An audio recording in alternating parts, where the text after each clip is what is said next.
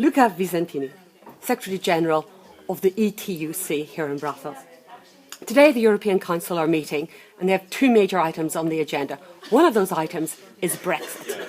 The UK are asking for a settlement that includes changes to in-work benefits. What are the feelings of the ETUC? Well, the feelings are that we still don't know if a deal will be reached.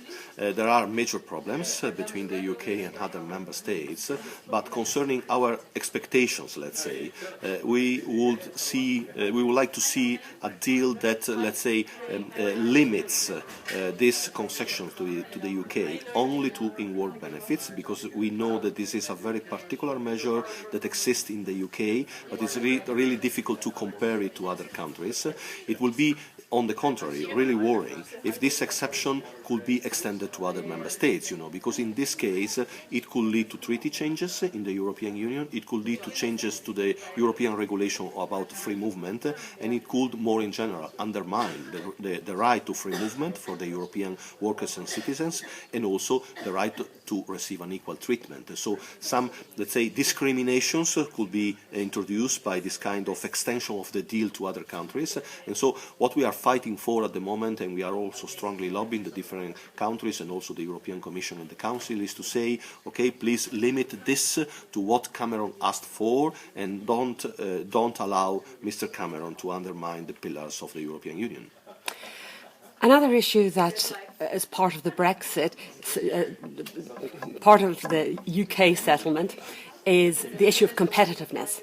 The UK want to reduce the regulatory burden on companies, and again, that could include changes to workers' rights. How would you feel?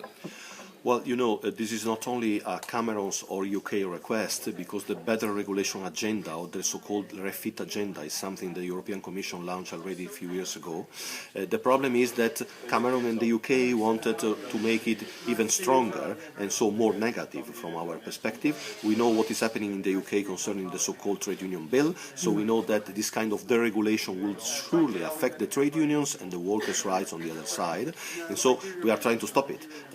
But it's clear that, okay, what is in the deal concerning better regulation is more words than facts, in our opinion. So we are worried about the general package on better regulation, a little bit less worried that this deal can really change the European policy in this respect. Another major issue for this Council will be refugees and migration. Does the ETUC have a position on this? Yeah, we have several positions, and in particular we are doing a lot on the ground to try to help refugees to come to Europe, to be recognized as refugees, and then to be integrated in the labour market and in the society.